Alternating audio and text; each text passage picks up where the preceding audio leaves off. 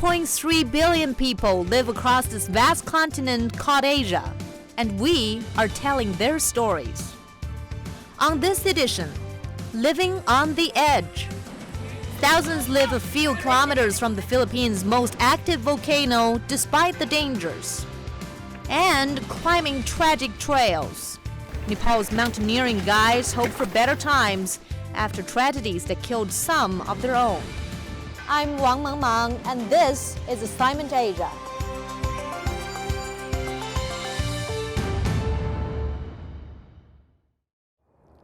Life is full of risks, and for thousands of residents in a Philippine province, it's right in their own backyard.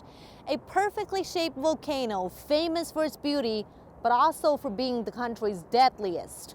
Steve Lunt traveled to a community near Mayon volcano in the Philippines to understand why residents insist on staying despite being near what seems to be a ticking time bomb.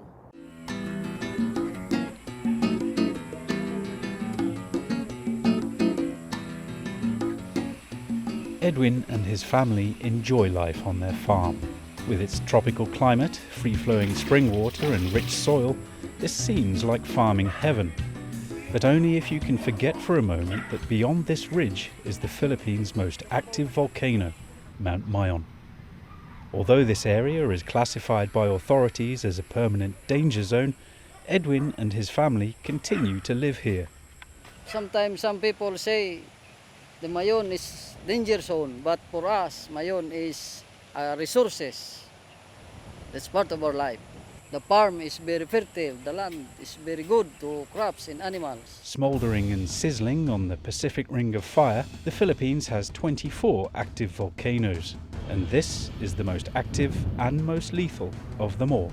Rising 2.5 kilometers into the sky, Mount Mayon is widely regarded as the world's most perfectly shaped volcano. Mayon's name comes from the legend of a beautiful princess whose romance was thwarted, so she's prone to bouts of anger. Thousands of Mayon's subjects live in Bunga, just 6 kilometers away from her volcanic majesty. They must all watch their ruler very closely, on alert for any signs of displeasure that might lead to deadly tantrums. Since records began in the 17th century, Mayon has erupted no less than 50 times. As a resident in 6 kilometers danger zone in Putob Mayon, since birth I am already here. I've been in farming for 20 years. My mother, my grandmother are farmers. Would you move to farm somewhere else if you had a choice, somewhere safer? If the farm na pagdaoy ka, lupa na pagdadalan sa amin, the same as na nandito sa Mayon, pwede siguro kung papaalisin kami rito na mayroon din kaming pagtataniman na magandang lupa, saka yung continuous supply ng tubig, siguro pwede kaming mag-evacuate. Permanente kung paaalisin ng government. Pero sa ngayon, kung wala namang mapaglilipatan na ganitong klaseng mga lupa na napakaganda, mahirapan siguro kami umalis. I'm standing just on the boundary of the permanent danger zone, 6 kilometers away from Mount Mayon. The volcano looks more alluring than lethal in this peaceful evening light. But scientists here say Mayon's current condition is actually abnormal, so they've raised a level 1 alert. But even without any such official alert, experts warn of Mayon's perennial life-threatening dangers, such as avalanches, sudden ash explosions and steam-driven eruptions. For 20 years now, this scientist has been watching Mayon more closely than anyone. We monitor Mayon volcano closely because there are a lot of people living at the base or around Mayon volcano. And the people would be in danger if there would be a sudden phreatic eruptions. Mayon's behavior is also examined by the government scientists in Manila. The steam-driven eruption is really a problem, and that is why we have the permanent danger zone actually. Mayon is known for having very explosive eruptions that can propel very dangerous volcanic hazards called pyroclastic flows, very far down the volcanic slopes. That the 6 kilometers is at least a minimum distance for safety. Pyroclastic flows is the one that killed people along the way. It might be beyond 300 degrees Celsius or higher. And how fast is it moving? It can go as fast as 60 to 100 kilometers per hour. There used to be a town here called Cagsawa, about 10 kilometers away from Mayon. But on the 1st of February 1814, its entire population was buried, following the volcano's most lethal eruption to date. Hot rocks, gas, ash and water hurtled down Mayon's steep slopes like a heated wall of wet concrete. More than 1,200 people were killed, and this church is the only building that was not completely buried. Olivia enjoys living in Bunga, except when Mayon explodes. Of the many eruptions she's seen, 1984 was the most frightening. Grabe itong nangyari dyan kang Mayon, pataas. Parang nag-ikot-ikot so laba. Takbuhan baga ang mga tao. Doon kami na wala nang anuan niya ng takbo ng gamit, iwan ng gamit, basta tao lang ang tumatakbo. Papunta doon sa evacuation. Araw. Kasi kung gabi yun, maraming namatay pa o nasaktan. Growing crops is easier in Mayon's soil. It's so rich and fertile. They also get plenty of rain. As government-owned land, it's also free to plant here. But this is a very risky bargain indeed, and many farmers have paid the highest price of all for the fruits of their labour. In 1993, a completely unexpected eruption killed 77 farmers. So while these guys might be volcano-wise, no one can predict Mayon's volatility.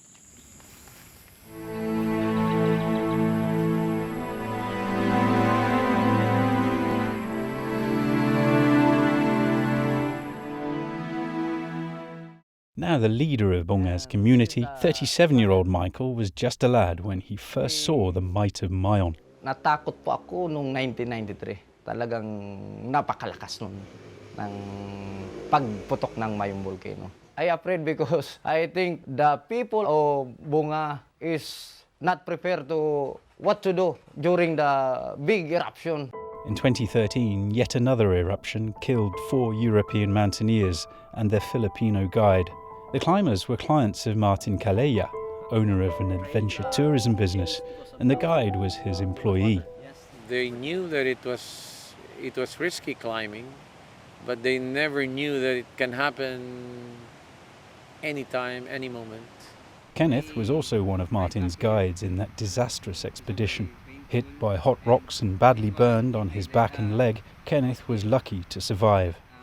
So very pag nag-decide rin yung kaibigan namin na may fellow guide na wag na lang ituloy pasamit kasi super pag. Tapos yun, pagbaba namin, may narinig ako na na boulder, trembling stone, ganyan. May masyadong malakas, kaso hindi namin makita kung saan galing. Authorities say it's difficult to prevent people from entering the permanent danger zone. And even when scientists forecast an eruption, it's hard convincing residents to leave. In 2014, volcanologists predicted a dangerous eruption. The provincial government tried to evacuate everyone from the permanent danger zone, including the people of Bunga, but they refused to leave.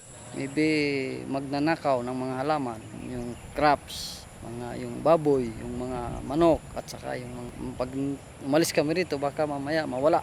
They hide inside their houses, they close their houses, they close their windows, then they don't, even the armies and the police are calling for evacuation, they don't make a sound. So to them, no one is in the house. Predicting eruptions is hardly an exact science. If you look at the activities of Mayon volcano, sometimes 1 year, sometimes 3 years, 6 years, have no definite interval. So as long as there would be pressure beneath Mayon, it would erupt. Behavior differs for every eruption in Mayon, and we have to have all sorts of data to look at, and we have to make our best inferences as to what the volcano is going to do next. So this is quite a challenge for Mayon. Prediction of steam-driven eruption is one of the frontiers. Until now, we are not able to predict this. As the eruption predicted by experts in 2014 did not in fact happen, people lost confidence in the scientists. Their projection na magkakaroon ng explosion. So maraming nag-alisan hanggang naghintay ng matagal, na-disturb karamihan yung livelihood nila. Iniwanan yung mga tanim dahil magpuputok daw. Wala namang nangyari. Siyempre, maraming tao na nagsasabi na hindi naman nangyari. O, di, parang kumunti yung trust. Nabawasan ng konti siguro. Yung trust namin sa PhilBook. Kahihintay, hanggang wala namang dumating na talagang big explosion. Eh, masakit. Nung hindi sila nagbigay ng warning, mayroong pumutok yung Mayon, nandun pala yung ibang mga foreigner, di ba, may namatay. So yun ang masakit, hindi nila yun na-project. But anyway, hit and miss siguro naman yun. Dahil nature siya walang nakakaalam. Yes, that's the most difficult part when we are being questioned on every step of the way. We're being questioned as to our interpretation and our methodologies and the advice that we give, and we are being challenged. Distrusting scientific projections, many residents prefer to rely on their own ways of predicting an eruption. They are waiting for signs like shaking of the grounds and snakes coming down from the summit. Another one is the presence of this hermit. They say that it only appears during eruption. So even if PBOX says they have to evacuate, but if the signs are not really evident, then you will find it hard to make these people leave Barangay Bunga. Without any obvious signs of eruption, life inside the permanent danger zone goes on. And many tourists are also drawn to this place of peril. This could be the quickest way to explore a highly active volcano without lingering too long. This is fast and fun, as long as your wheels keep turning. The adventure tourism business here has continued to flourish despite those 5 deaths caused by Mayon's eruption in 2013. Very erratic, volatile situation of Mount Mayon gives it the premium for adventurers. They seek for it.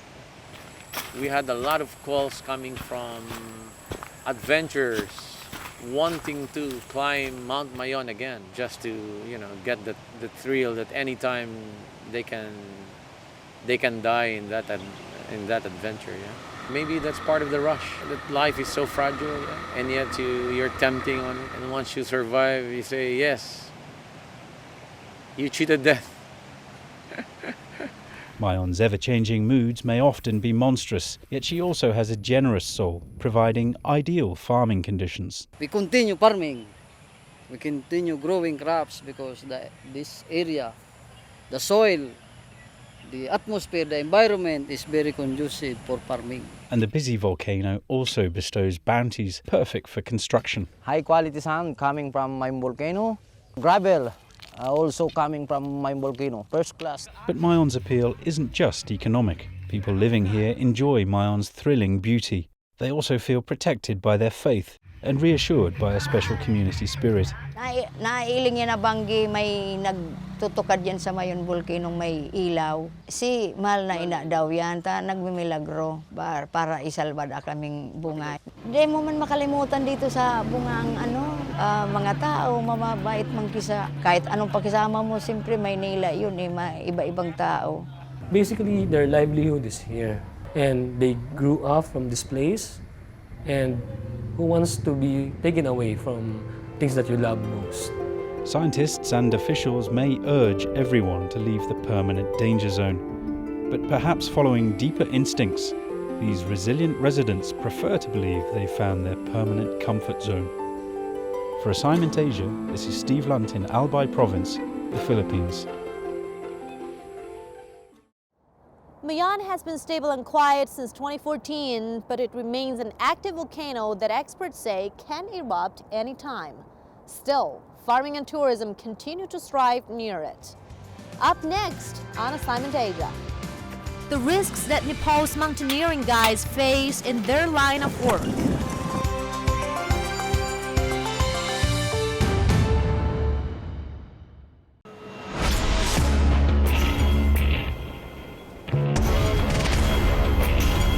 Meet China's decision makers and thought leaders. See them in action, hear their views, debate their policies. Meet China's leaders with me. I'm Robert Lawrence Kuhn.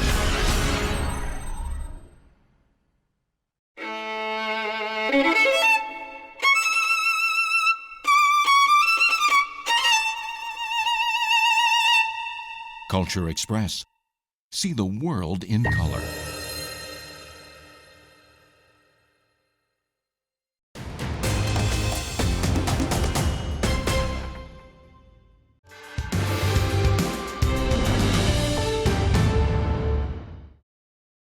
Nepal's economy relies heavily on tourism.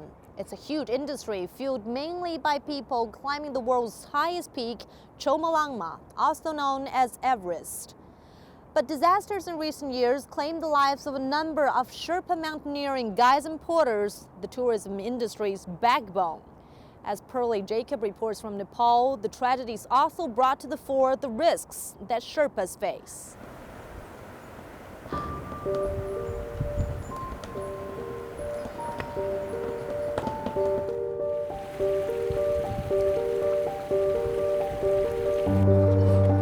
Signs of destruction are still everywhere in the Mount Everest region of Nepal's Khumbu Valley, 6 months after the big quake.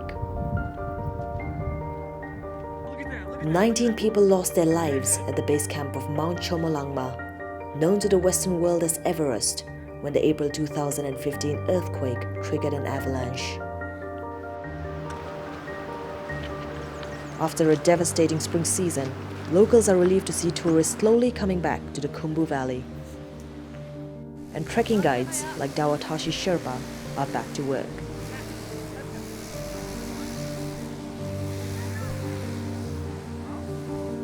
DAWA TASHI had worked as a high-altitude climbing guide and porter on mountaineering expeditions, but his last trip almost cost him his life.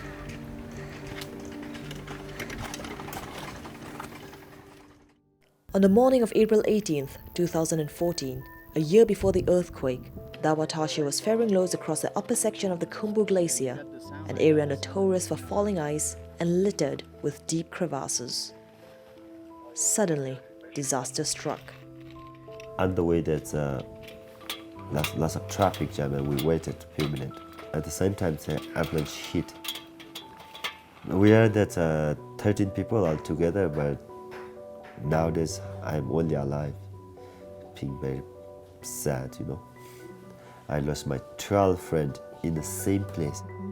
One of the few survivors struck by the avalanche, DAWA TASHI broke 4 ribs, his shoulder and nose. Yeah. And this one is of 2008 with Upper Sherpa. Yeah. His fellow expedition worker, Kaji Sherpa, died, leaving his then 18-year-old daughter, CHECHI, to take care of 5 younger siblings. He was always in love with mountains, and since he was engaged in this sector since from 15 years, and he was ready to do everything for the mountaineering. Today, pictures are all that's left as reminders of the family's sole breadwinner, a beloved father, an accomplished mountaineer.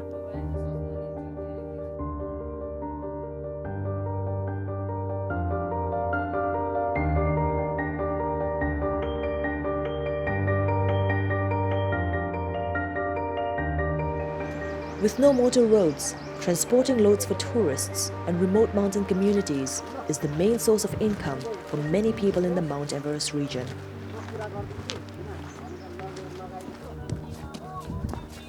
The higher porters go, the more they get paid, and expedition jobs that require technical skills to climb icy slopes and cross deep crevasses are not for everyone. For generations, ethnic Sherpas who live in the eastern Himalayan region have been assisting mountaineering expeditions. Up to 90% of high-altitude workers are Sherpas, a fact that has made Sherpa a household name. Like many of his climbing friends, DAWA TASHI Sherpa started working at a young age out of necessity. I stopped my study when I was 12 years old, and then I started to work as a porter in the mountain. My parents are a farmer. It's a bit difficult to run my education, and I saw they are facing very difficult, and I left my study. After a few years as a porter, DAWA wanted to be a high-altitude worker, lured not only by the promise of better pay. I want to become an international mountain guide. We have to climb 8,000 meters peak. It's not a small thing to get on top of the world. In April 2013, DAWA TASHI summited Mount Everest for the first time, a step towards securing his future in the climbing industry. If you climb Everest, you're obviously most likely to get employed again and again, especially on a smaller peak. There's always going to be people who want to go, and that's definitely yes, because it's the highest and it pays highest. So that there's like double drive, Despite the dangers, the money keeps people coming back to expedition jobs. Top workers can expect to earn up to $6,000 working 2 seasons a year, a huge amount in this impoverished country where average annual salaries are about $600. For decades, ethnic Sherpas have literally served as a backbone for Nepal's expedition service industry that brings in millions of dollars in annual revenues to the country. And while the hard work of expedition workers have helped improve life for their families, for many, this has also come at an irreparable cost. Aside from natural disasters, Sherpas face health risks because they breathe limited amounts of oxygen for long periods while at work. In 2012, Chewang Jangmu's husband, Dawa Tenzing, suffered a stroke at 6,200 meters above sea level while on an expedition. He was airlifted to a hospital in Kathmandu, but soon died. Despite her loss, Chewang Jangmu leaves little room for emotion and remains practical about the job that cost her husband his life.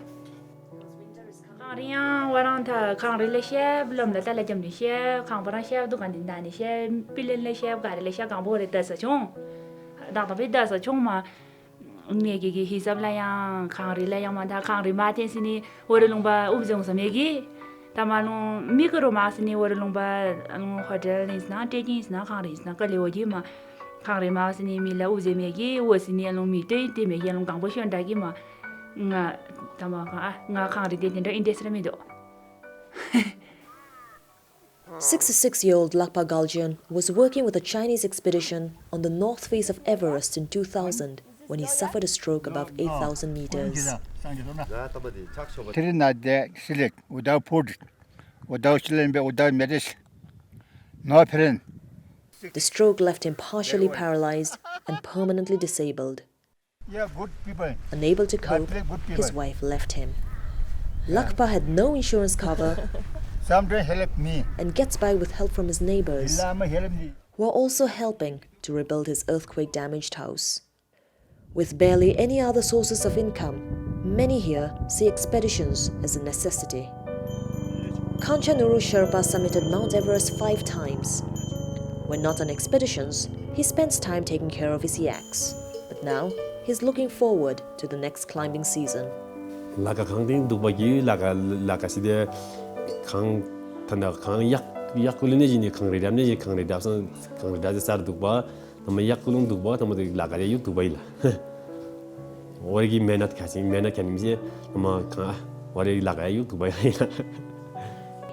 According to the Himalayan database, 174 local expedition workers have died while working in the mountains in Nepal between 1993 and 2013 alone. 72 of those deaths were on Mount Everest. Till date, 113 Nepalese workers have died on Mount Everest since expeditions first began. The ever-present risk of something going wrong on the mountains makes many families beg their relatives in the expedition business to find other jobs. In Kathmandu, 7-time Everest summiteer Ang Nyamgyal Sherpa is now assembling watches for an American luxury brand. A job offered to him by the owner of the company who had summited Mount Everest with Nyamgyal as his guide. I miss climbing, but I'm retired now because my family, they don't want me to climb again. Although he's moved on, Nyamgyal believes the work of climbing Sherpas should continue. Tourism is the most important for Nepal, The Sherpas had been climbing from 1953, So I think the Sherpas has to climb the Everest or climb other mountains. Because of the risks that come with climbing, residents here believe expedition workers need to have more support and better insurance cover. After the 2014 Everest avalanche, Nepal's government offered $400 each to the victims' families. The tiny compensation angered expedition workers. They went on a strike, forcing the government to accept demands to increase life insurance cover to a sum of $15,000. Medical insurance cover was also hiked to about $5,000, and for the first time, insurance cover was made mandatory for all expeditions on all peaks. Industry insiders say more has to be done beyond just giving climbing Sherpas better insurance. To make mountains safer, obviously somebody has to go and train people. The money has to be spent there. We especially saying better pay for the high altitude like the workers, especially Everest, because we know it's a big industry and they are taking a lot of risks because they're going there more often than any other mountains. So they're doing the trips through the icefall more. One other thing is like there's certain things the government could do better to regulate mountains better. Since the two disasters, Nepal has also announced new regulations to limit the number of climbers allowed on Mount Everest, preventing those with physical disabilities and without prior experience from climbing. But some tourists, like British climber Roger Owen, don't fully agree. I don't think there necessarily needs to be a restriction on numbers.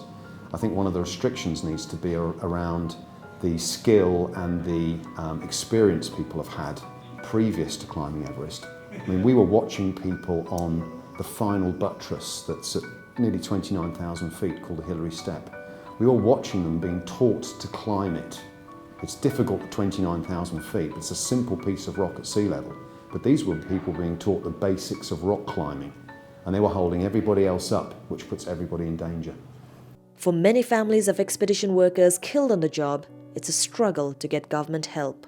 At first it was very difficult to handle. Yeah, obviously trekking agency and other foreigner agencies, they are helping us more in comparison to the government.